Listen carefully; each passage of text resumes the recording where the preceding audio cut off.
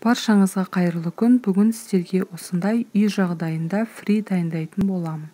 Қажетті заттарымыз картоп, чеснок, сұйық май, сметана және де тұз қажет. Ең алдымен осындай кескішпен картопымызды әр бөліктерге бөліп аламыз. Бөліктерімізді ұзынша етіп жақсылап турап алуымыз қажет.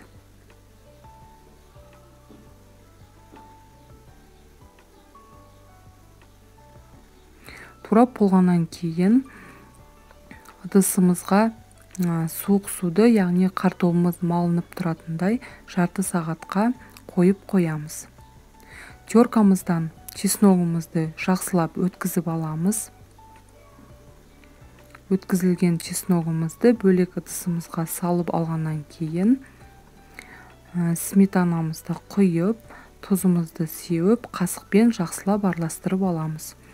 Яғни соусымызды өз қалауларыңыз бойынша жасауларыңызға болады. Мен сметанамен жасадым. Майонезбен де дәл осылай жасауларыңызға болады. Жарты сағат крахмалы шыққаннан кейін екі қолымызбен осылай алып, суынан сорғыту үшін осылай сүлгімізге жайып қоямыз. Кастрөлімізге орташа отта сұйық майымызды құйып, жақсылап майымызды қыздырып аламыз. Майымыз қызғаннан кейін картопымызды біртіндеп салып, осылай араластыра отырып, қызартып пісіріп аламыз.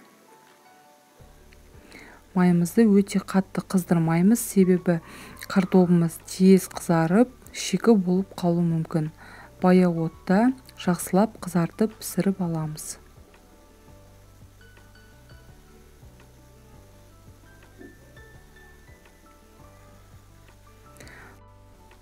Фриіміз дайын болғаннан кейін осылай дәміне қарай тұз сеуіп жеулеріңізге болады. Отбасыларыңызға, балаларыңызға ұнайды деген ойдамын. Міндетті түрде жасап көріңіздер. Барлықтарыңызға ас болсын.